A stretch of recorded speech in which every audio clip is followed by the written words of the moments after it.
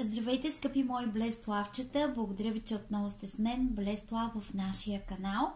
За всички вас, които откасте от началото на канала заедно с мен, знаете, че няколко пъти годишно правим гадания МО, които са комбинация от две карти и послания за текущия етап и период на живота ви.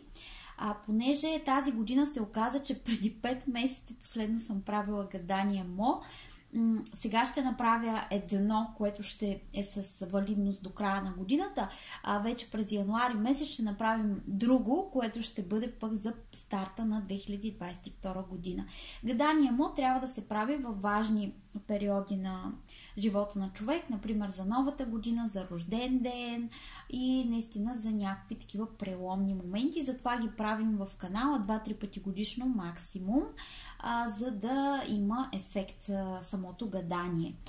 Искам да ви прочета какво представлява това гадание МО, за какво става въпрос, защото преди време съм го правила, но вече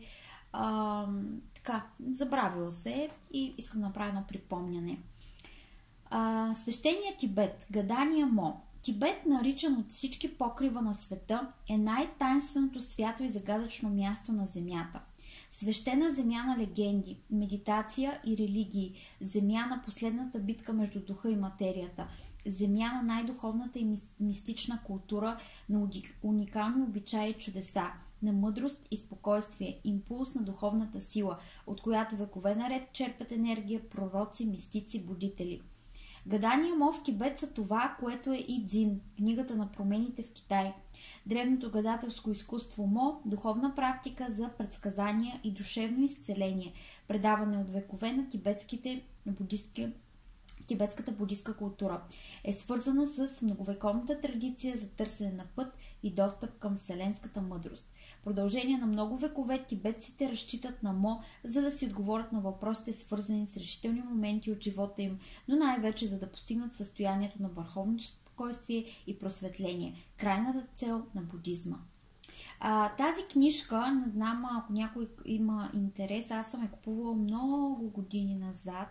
Я да видя изданието от кога е.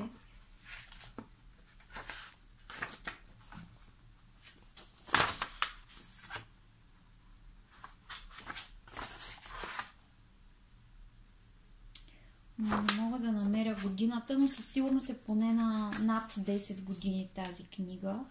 Не знам дали се продава в момента. 2007 година е издадена. Аз не знам кога съм я купила, сигурно някъде тогава, но е книжка реално, щом е 2007 на 14 години някъде. Така че не знам дали в момента може да се намери някъде из книжарниците нещо подобно. Така, свещеният Тибет, гадания МО. Това, което ще направим, са 3 избора. Една червена карта и една оранжева карта. За всеки от изборите ще формира сричките. След това ще ви покажа, вие ще си изберете и ще прочетем посланията едно по едно. Така, започвам да формирам изборите.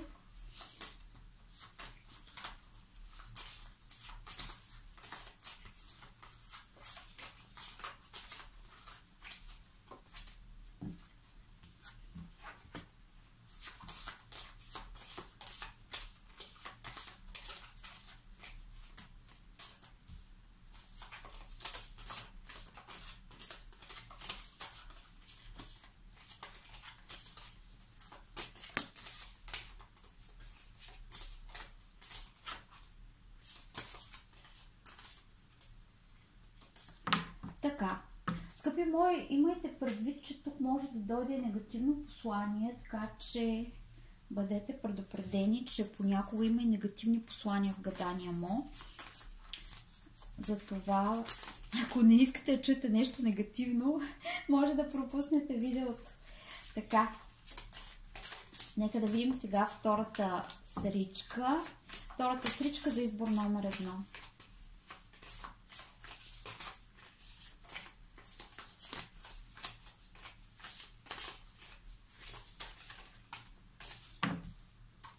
Втората сричка за избор номер 2.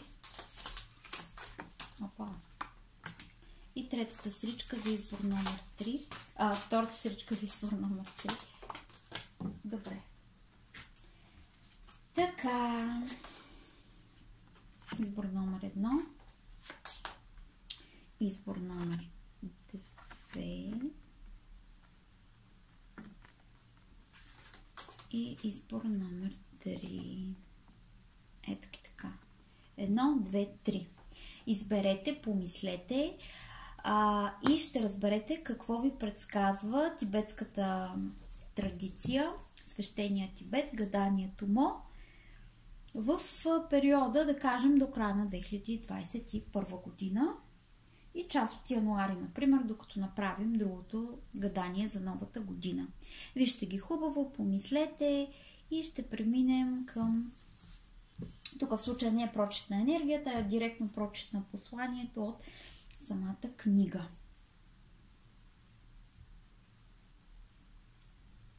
Надявам се, че сте готови.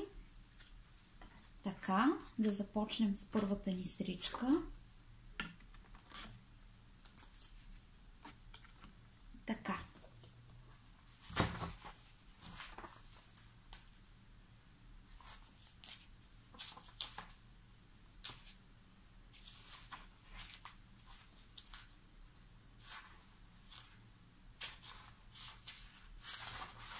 Намерена е. Цапа. Празното на ума. Празнота на ума.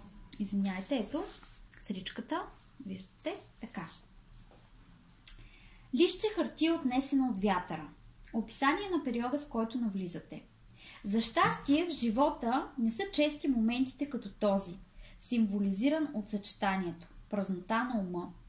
То ви предсказва, че вие навлизате в етап, когато трябва да спрете всякакви активни действия и да влезете в ролята на дърво, което е хвърлило листата си и се готви за дълъг зимен сън. Вероятно, вече сте се разстроили, а не трябва. Настъпващото затишие в живота ви означава само временно прекратяване на дейността ви, а не край на вашите планове. В наши дни обичайната ви деловитост може лесно да се превърне в суетене, а вашата енергичност в нервност и раздразнителност. Затова не си създавайте проблеми. Позволете на събитията да се развиват по реда си и постепенно всичко ще си дойде на мястото. Доколкото периодът е крайно неблагоприятен за съзидателна дейност, не обмисляйте дългосрочни планове, защото ще ви се наложи да ги променяте. Създавайте си мини програми за ден, два и това ще ви помогне да контролирате събитията или да реагирате гъвкаво на протичащите промени в живота ви. Второ, материално състояние, личен живот, приятели, здраве, самоусъвършенстване. Комбинацията не ви обещава розови перспективи в семейството. Най-зле ще са онези от вас, които вече имат семейни проблеми, защото трябва много да се контролират, за да не нарушат равновесието, което би довело до печални последствия. По същия начин трябва да внимавате и с финансовите си ресурси и имуществото си. В момента рисковите операции не са за вас. Временно обуздайте страстта си към авантюри, за да не загубите значителна част от парите си. В любовта, поне за известно време, станете нежни и ласкави, като домашна котка. По този начин избягвайте безкрайните изяснявания. Този период от живота ви ще е така изпълнен с конфликти и спорове, че дори на тактичен и мил ваш приятел ще му е трудно да ви изтърпи. Много е възможно някой от старите ви приятели да се превърне в неприятел, затова и вие се дръжте с него като с враг. Предразположени сте към вирусни инфекции и простуди. Не забравяйте за елементарни предпазни мерки. Освен това, вашата раздразнителност със сигурност ще забави лечението ви, така че внимавайте. Съветът за вас: не стойте с кръстени ръце, а се гответе за бъдещите си постижения. Хвърляте семена в земята и не чакайте бърз и лесен резултат. Това е посланието за избор номер 1. Сричка номер 1. Както ви предупредих, не всички са положителни, така че вие си преценете дали искате да ги слушате, но пък има някои, които са много положителни. Така. Продължаваме сега с избор номер 2. Сричката да видим. Огледална сричка. Интересно. Какво иска да ви каже тази огледална сричка? Така.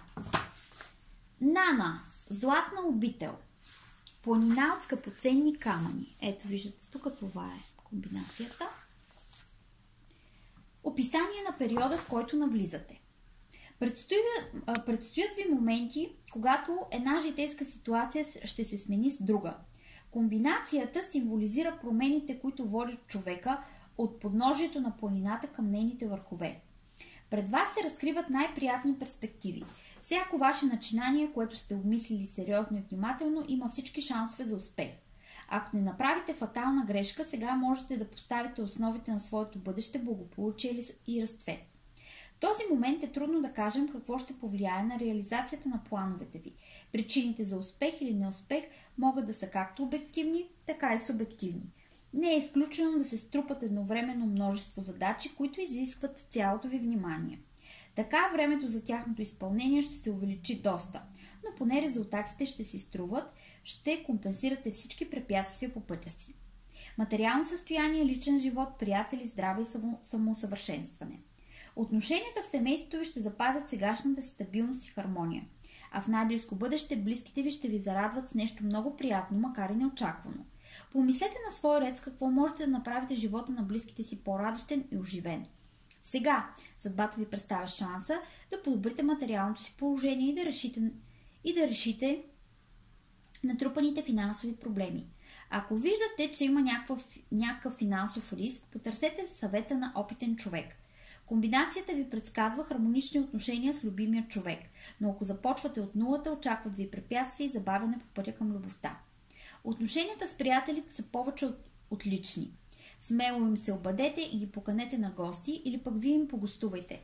И в двата случая ще получите и изпитате удоволствие от общуването. Враговете ви ще капитулират пред вас. Всички, които доскоро са ви мразили, или ще променят гледната си точка, или просто ще загубят интерес към вас.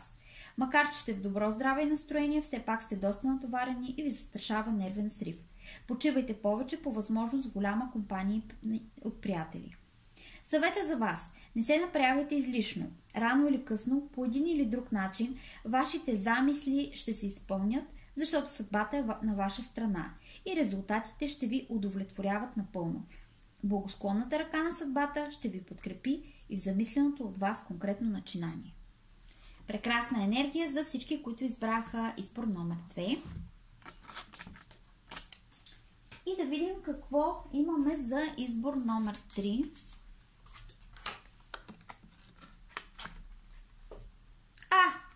Интересно! И тук имаме огледална енергия. Интересно. Да видим.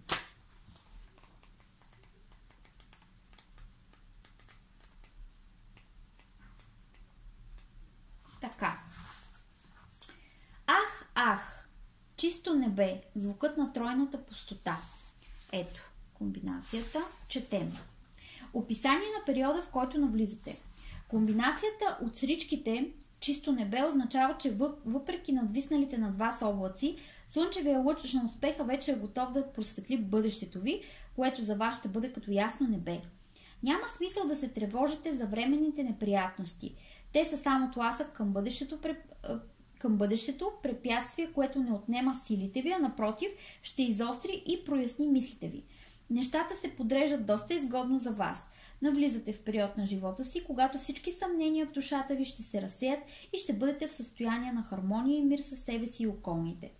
Вашите задачи, осъзнати или не, ще бъдат тази нишка, която безпрепятствено и бързо ще ви отведе до желаната цел. Постарайте се да си изясните какво точно искате и не разпилявайте силите си за осъществяване на второстепенни и случайни желания. Помнете, че съчетанието се нарича чисто небе, затова колкото по-ясни и определени са намеренията ви, толкова по-бързо и успешно ще постигнете целта си. Не се опасявайте от недоброжелателството и завистта на хората. Тези, които се опитват да ви попречат, няма да успеят. Сега съдбата и късмета са на ваша страна. Въпреки това не говорете за плановете си, докато не се осъществят. Ако сте вярващ, не забравяйте да помолите висшите сили за помощта и благословията им. Материално състояние, личен живот, приятели, здраве и самоусъвършенстване. Проблемите от материален характер, за които се тревожите и нервничите, близко бъдеще ще намерят своето решение. До успешен завършък ще доведе всички въпроси, свързани с пари и имущество. Личният ви живот настъпва период на затопляне и изясняване на отношенията с хората, които обичате. Но не очаквайте резки промени. Събитията ще се развиват бавно. Както в семейството, така и с приятелите, не бъдете твърде отстъпчиви, нито напротив категорични. На този етап от живота ви трябва да сте мъдър във всичко, с което ви сблъсква съдбата. Спомнете си старите грешки и се поучете от тях. Пазете се от неприятелите си, макар че са се притаили и скрили в сенките. Не им давате повод за сплетни и интриги в бъдеще. Сричката ви казва: ти си здрав и никакъв зъл дух няма да ти причини вреда. А за тези, които имат здравословни проблеми, той предвещава второ дихание. Ще утихнат болките ви и състоянието ви ще се подобри. Съвет на сричката. Надявайте се на покровителството на съдбата, но колкото по-благоразумно и решително действате, толкова повече шансове имате да постигнете желаното. И помнете второто значение на сричката – дар за мъдрите и смелите. Без да очаквате прекалено бързи резултати, с мъдрост, постоянство и смелост реализирайте плановете си. Прекрасна енергия и за избор номер 3. Желая ви, скъпи мои, прекрасен завършък на годината, за всички да има успех, късмет, изобилие и финансово и любовно. Благодаря ви, че бяхме заедно и до скоро. Blessed Love!